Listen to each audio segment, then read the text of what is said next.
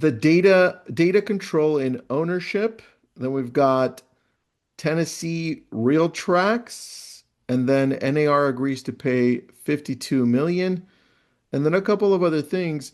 But before we get into that, I have a question for both of you because you both understand this world better than I do. Yesterday, Miami and our world decided to merge, and that's like 93,000 agents combined. What do you guys think about that as a move on the MLS part, the good and the bad? I want to understand it. Well, so Miami has been a leader in the association world for an MLS world for many years. They have a very interesting governance structure, and Teresa King Kenny is the executive officer, the CEO, and she's a legend. As a matter of Okay. fact, back in the day when I had to convince MLSs that the internet was the future, Teresa wanted to be number one to go on the internet. That was bold back then. Wow. Okay. And so she's been at this. She's one of the first RCEs that's a Realtor certified executive. And so I've watched over the last 30 years or so as she's expanded territory, brought together realtors, been instrumental internationally.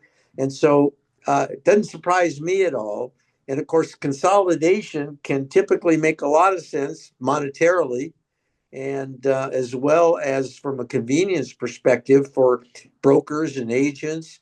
So I think if Teresa's behind it, uh, it's probably a very good idea for that part of the country. Okay. Now, what are some possible challenges or things that may not be seen, just from both of your experiences? When a merger that big happens, what are the possible problems? Well, I think whenever you bring realtor groups together, particularly because of the governance of real Hmm. estate associations and the volunteers, and the territorialism that you sometimes, is that a word, that you sometimes have with competing associations and MLSs, that you actually kind of slow down innovation. Oh, interesting. Okay. Um, So it's like when any merger happens between two companies, you've got two sets of egos, processes, systems, people, and then you've got to merge and work together, and then part of that is you're going to have to let go of some of those people in the process. Okay. yeah, and you don't always have 100% buy-in from everybody. You might just have a majority Okay. and other. So then again, you can slow down innovation. You can slow down progressing with policies and procedures. You've got, typically associations have committee structures, and now you have to bring those together. And I'm an advocate. Mm. Committee should always be an odd number of people, and three is too many. Okay. So when you start bringing those people together with different opinions, and remember, they're all really competitors. Yeah, that's true. That's what's interesting to me. That's what honestly was a surprise to me. When I saw it, I was like, what? Like, is this gonna happen all across the US? Like, are other MLSs going to start doing this? What do you guys think? Well, Saul's staying I quiet, so I know the answer to that one now. No, John, I'm what do gonna you think? go. I no, have an opinion. I echo what Saul said. I think governance turns out to be the number one issue. I mean, aside from MLSs, look what's happening with Compass and Anywhere. That Yeah. enormous one. How are they going to govern it? And you're going to have participants who don't like it, but they'll stay anyway. And so there's some major Mm, issues, but they're all yeah. opting for a larger footprint, really, with the consolidation. And I think we're going to see more of it. And whether or not, yeah, we see it in the MLS world for sure as well. Oh, and okay. and we in MLS for a number of years now. There was a time when there's over 1,000 MLSs, about 500 now, right? Oh, So, and associations as well. So there has been consolidation. You see uh, today you're seeing not only consolidation in the association world, in the MLS world, but also brokerage firms. yeah, And interesting. just this massive thought that consolidation is going to benefit um, everyone. And we've seen these efforts of consolidation. I probably mentioned it before when Century 21 was purchased by Metropolitan Life Insurance Company and Sears bought Dean Witter and Coldwell Banker. And right, so that we've gone through this before, and Merrill Lynch got into the real estate business. So the financial Mm, service mm. industry, which included real estate and stocks and bonds and insurance and tax preparation, all started to come together in the 80s. And then they figured out they couldn't achieve what they wanted at scale like that, and they divested. So Interesting. we'll see what happens. And in some cases, MLS consolidation makes sense. In some cases, it doesn't. In many cases, you have very small associations and small MLSs. And in that case, it probably makes more sense for those to find common ground and consolidate. It doesn't make sense often to brokers to have to join 15 MLSs to get access Hmm. they need. At the same time, a Yeah, national MLS doesn't make any sense because real estate is local. I mean, there's all these factors. And so it's real important to see what they're doing in Miami, see what MLSs are doing across the country. But I think that's you'll pretty probably, big though, because Miami and Orlando, that's a massive gap in between, man. Like to me, I'm thinking California, why not why not CRMLS, San Diego, and the Northern MLS? Why don't we all get together and all of a sudden we would have a state MLS? How does that not benefit the real estate agent? well, I think because even between San Diego and North San Diego or San Diego and LA, people don't agree on what you should call a field, This is true. You're so right. So stupid. You're so right. right? So a lot of this is tradition. And so what we call something in San Diego, the realtors in LA might not call it that. And it's back to this governance. And when you So start to dumb. MLSs to try to bring them together. You've got the owners, which are typically the realtor associations. So they Mm, regionals where you have shareholders, and then it's not as easy as people think to yeah, that bring. makes sense. Yeah, and I think the benefits are not necessarily um, what people think they are. And one of the ways to make this work, though, is through data sharing. I mean, dude, imagine like just, and I'll pivot over to our next topic, but imagine independent brokerages not having to pay for all the MLSs that their agents belong to all throughout California. That saves us a lot because I'm going through that right now. Well, So, so part of my vision of MLS for quite a while now has been to flip the model. That's what I call it. Flip the model. So, as you're well aware, Tristan, content providers get paid a lot of money to put their content on the internet, unless mm-hmm. real estate. And then you pay to get your content onto the internet.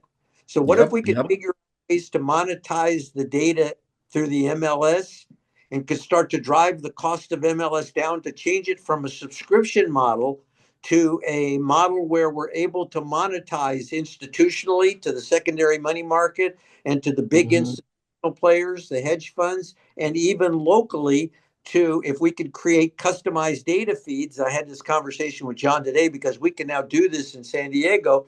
What if somebody's Hmm. what if pool contractors were willing to pay the MLS money for all of the properties in San Diego for sale that have swimming pools?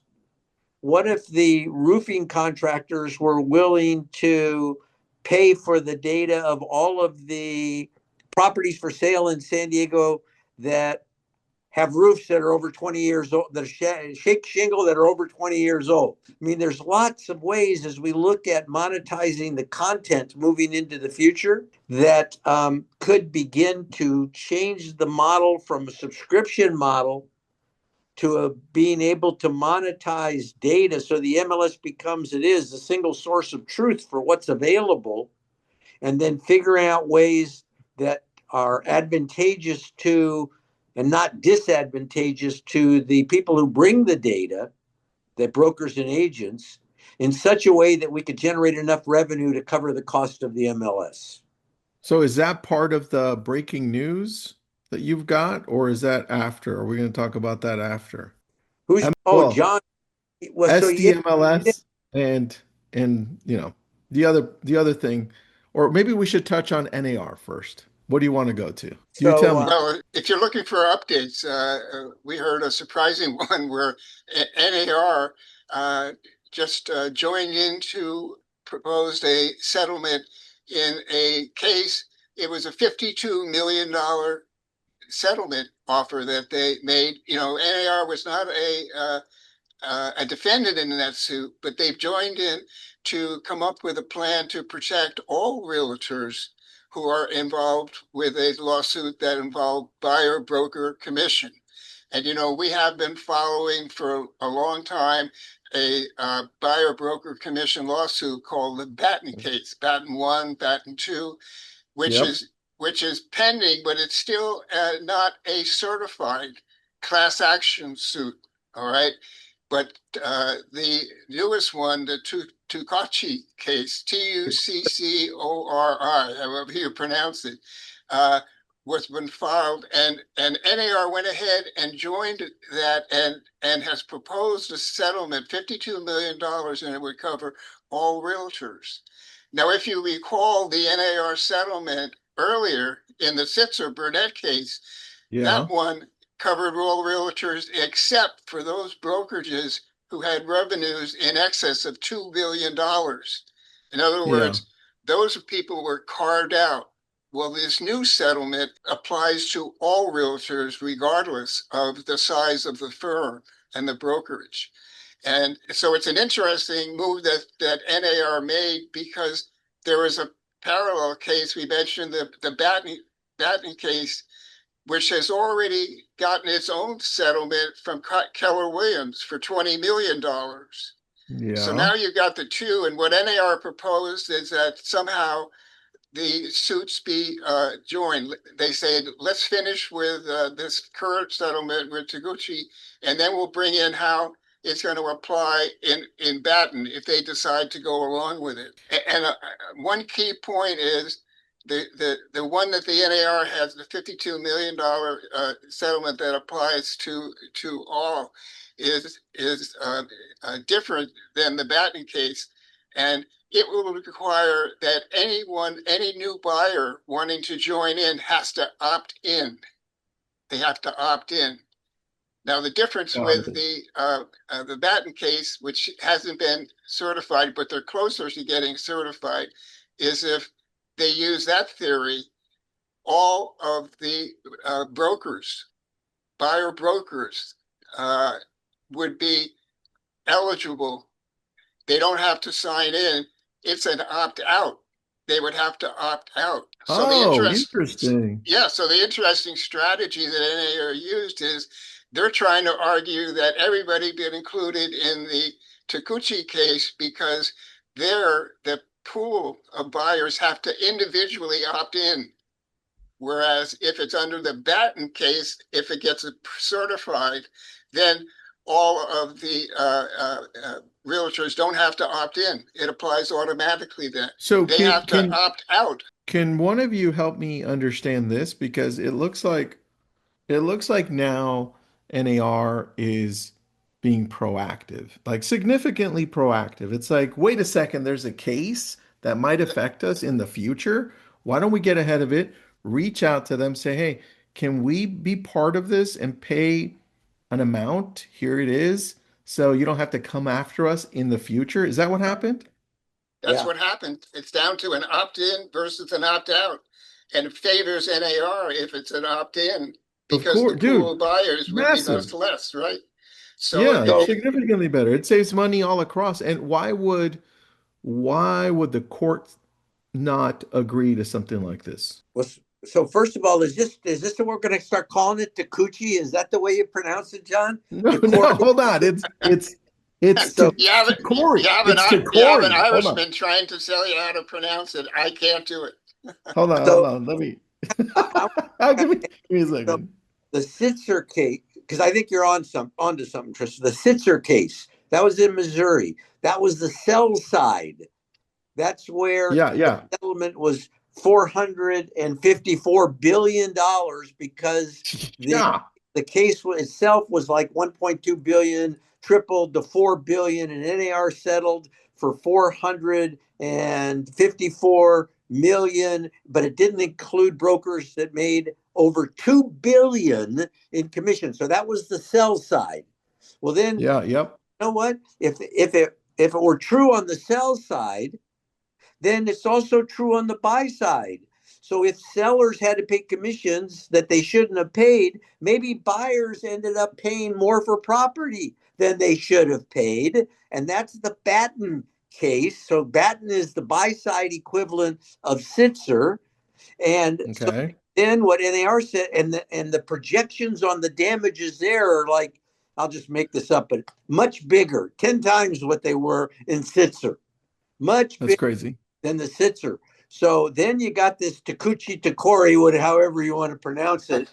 This is where NAR, and you're right, NAR is looking at de-risking. That's part of the whole strategy of NAR with the new CEO that came in a couple of years ago to de-risk in any way possible. And so now they looked at this and said there's an opportunity here to participate early in this particular case, and maybe we can mitigate or reduce some of the potential liability in Batten or in Batten 2.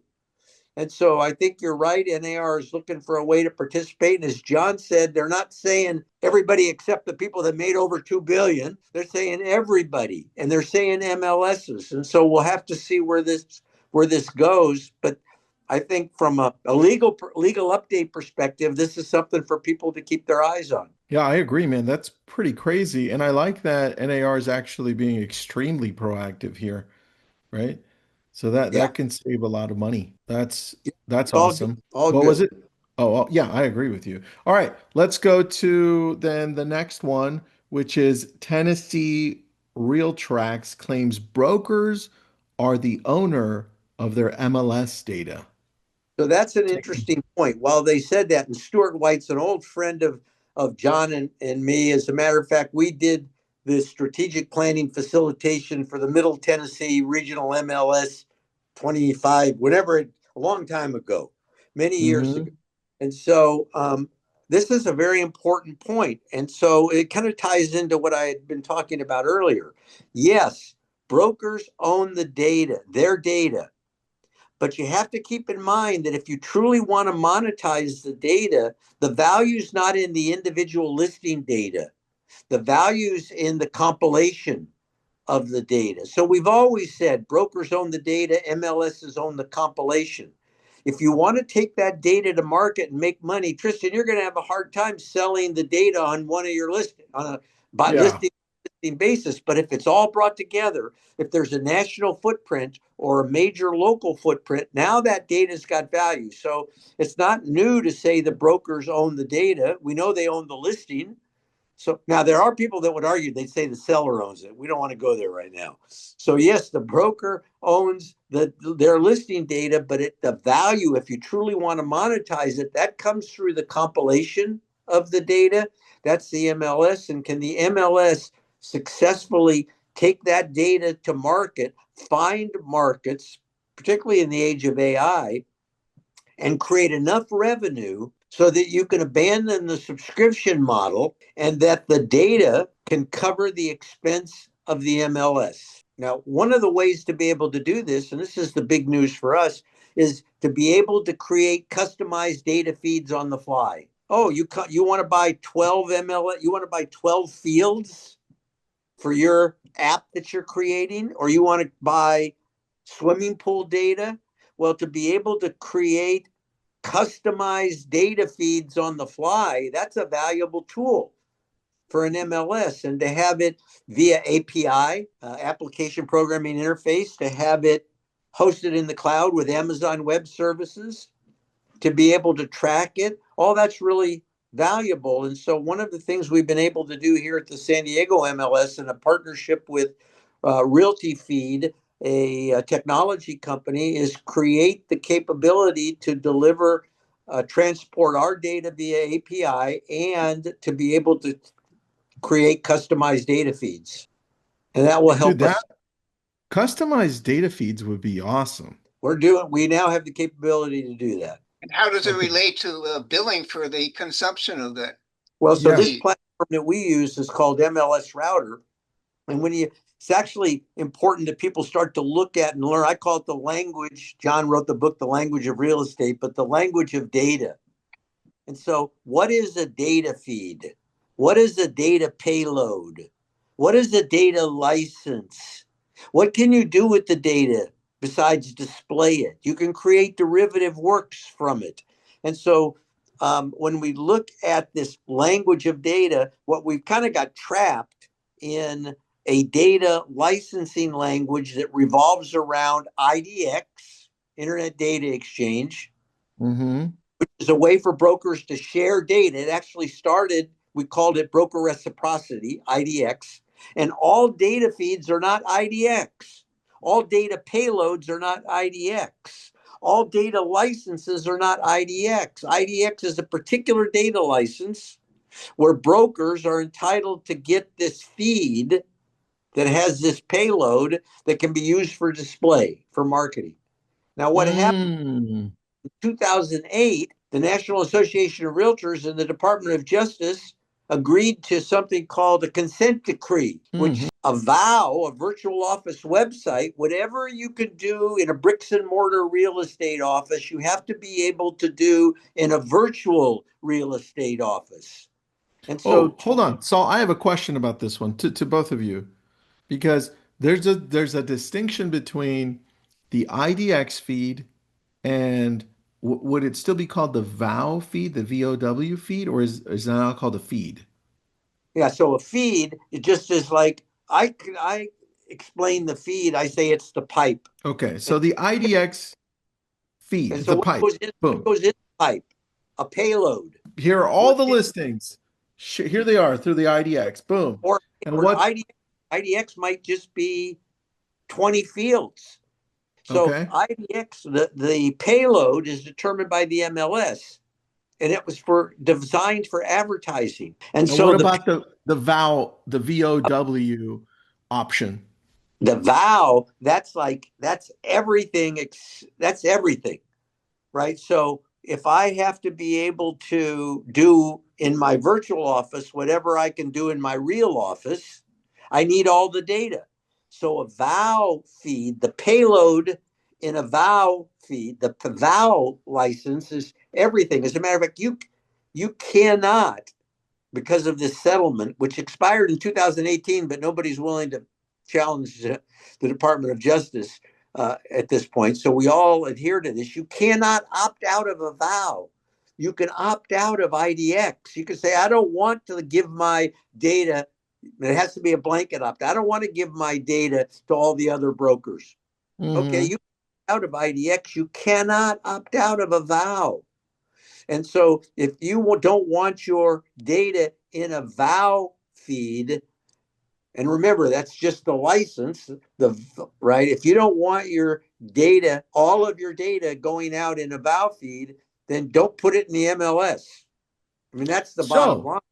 okay, so hold on then. I know Real Scout uses the VOW feed because I know Andrew Flatchner. He's like, hey, we use VOW. VOW has a lot more. It's way better than the IDX feed, right? What does Zillow use? Well, so important. A vow feed has to be behind the display of data in a vow feed has to be behind a password protection. That was what the consent decree said, Got it. right? So So if password you protected. it has to be password protected, which is easy to do these days. Yep, So yep. if you are a broker, you're entitled to a vow feed. You're also Hmm. an IDX feed. So You're that's also why when Zillow goes out and it's like, hey, we're a broker here, here, here, here, here, here, here, we're going to get the VOW feed. And the VOW feed is richer than the IDX feed. it is, and then you have to put it behind a password. Whereas the Okay. IDX just be displayed. And there's a third major license. It's called BBO, broker back office. Which one's better? I've never even heard of BBO. Well, that's where you can. It's not a display feed. It's for your use as a brokerage firm. Now, what can you do with the data? You can display it, but can you then take it and create a CRM or a an AVM tool? Not without permission from the aggregator, which is the MLS, to be able to utilize the data in the MLS to create something that is referred to as derivative work. So you can see in this conversation, we're coming up with all different ideas around data. It all has value. Can we monetize the data in such a way that at some point we generate enough revenue from the data that we don't need to charge subscription fees to the MLS? And then maybe I can say, Tristan, if you go out and here, I need 50 fields in the MLS, of which 30 are mandatory. But if you can get me these 200 fields, I'll pay you for it. Maybe we could actually start to not only cover the cost of the subscription, but begin to pay. And in the age of AI, it makes more sense to have more fields rather than less fields, more data rather than less data. And so we're on the cusp of lots, just like everything, right? Of lots of change in the industry around data, around search, around AI. And it's an exciting time. But can we flip the model? That's the thing I would love to see before John Reilly and I retire, right? Kind of I see mean, but that. are you guys ever going to really retire? I don't know. Sometimes I think we should. Saul would not let me. He won't let me retire. I keep telling my wife it's Saul's fault. That is so funny. But you Uh, mentioned VOW. One thing that's coming up, and it's not got an answer flushed out, is with a valve feed. Is within the valve feed, you're going to get days on market and pricing changes. You know how that's a big issue, is whether that's going to be revealed as well. And of course, some groups do not want days on market revealed in the data that they're going to see publicly. Well, so now you're in a kind of interesting, John. So we just changed our coming soon rules in San Diego. And so do you want your listing to be syndicated, to be distributed and it has to go in the valve feed. We can't stop it, right? But in an IDX feed, do you want your listing during coming soon to go out in an IDX feed? And so it depends. So we give people the choice now. If you want it to go out in the IDX feed, you can elect it and we'll send it out in the IDX feed. If you don't want it, then we will not send it out. The thing about sending it out is you get this distribution. It goes out to all the other brokers in your market. So people know it's available because it's on the internet. It's not technically showable yet.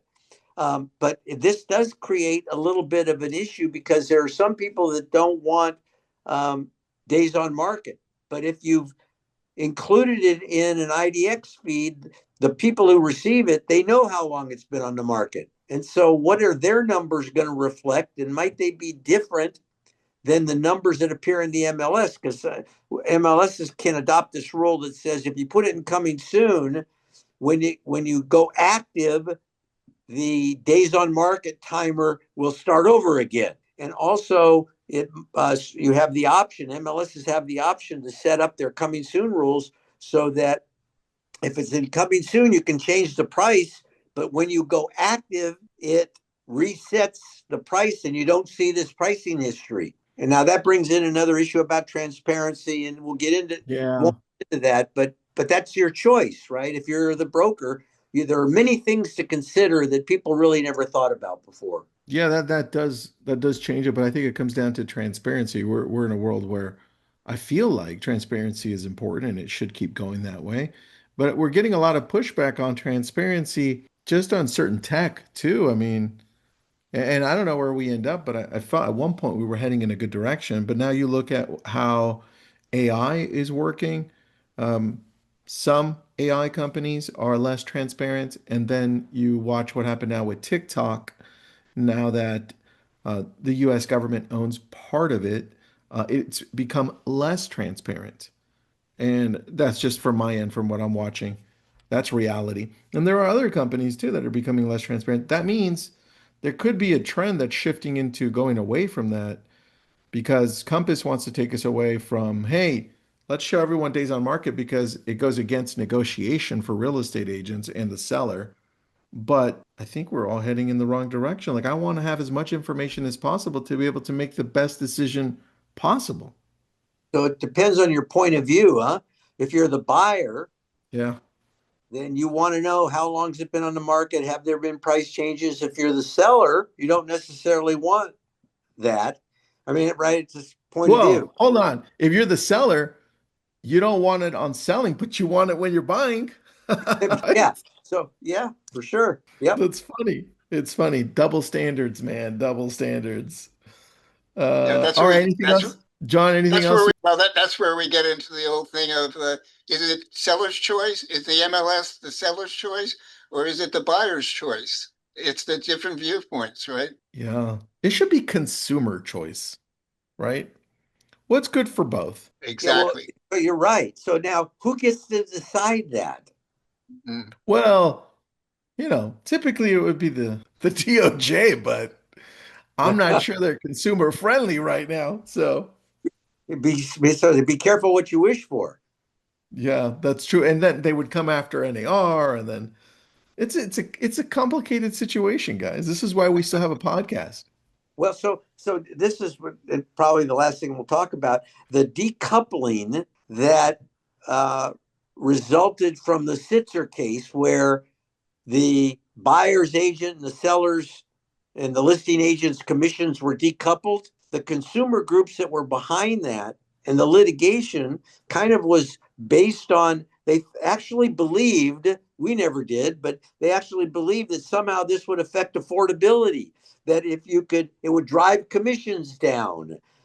And it hasn't done that at all. That it would make property more affordable if we could decouple the commission is such a small part of the overall price, and there's restrictions on building and limited supply, and has more of an effect on the price than the commissions, right? So, That's so, true. That's true. so Oh yeah, it had man, what people thought it would achieve, at least not at this point. very true. John, anything in closing? No, I think that hit on the head. Both some of the consumer groups and the DOJ, I think, made the wrong premise. They went after driving down commissions, but they didn't have the effect of making housing more affordable. So they're Yeah. going to have to rethink their position. Well, I feel like we're going around this whole thing, but we're not going at it. It's like it's easy. Let's just make it more affordable, remove all the red tape, because there's a lot of cost involved in new construction. And then on top of that, like, can we just get to making it easier to build an ADU, which I think we're getting to, right? But just making it easier to build in general will bring prices to a reasonable price point for a large part of the country. But, you know, we have to go Think around it. think about where the fires, right? How many houses have they built in California? It's kind of probably close to where you are, Tristan, right? Mhm. Everything burns down. How many houses have they rebuilt? Not very many. Not a, Why? dude, very small amount. Regulation, costs. So on the one hand, the government says affordability. On the other hand, they make it less affordable. Even with this breaking apart and decoupling commissions, that just made it harder for buyers because they barely have enough money for down payments in many cases, right? And now to try to figure out if a seller's not willing, no, it's not necessarily going where people thought it would go. No. Interesting. Well, something's going to break, and we're here for it. This is why we have the podcast. We're ready. We're ready for when things break, guys. Saul and Tune John can in. explain it to you. Thanks, guys. I appreciate you. Thank This was you. Good awesome. talking with you. See you next Bye. time. Bye, everyone.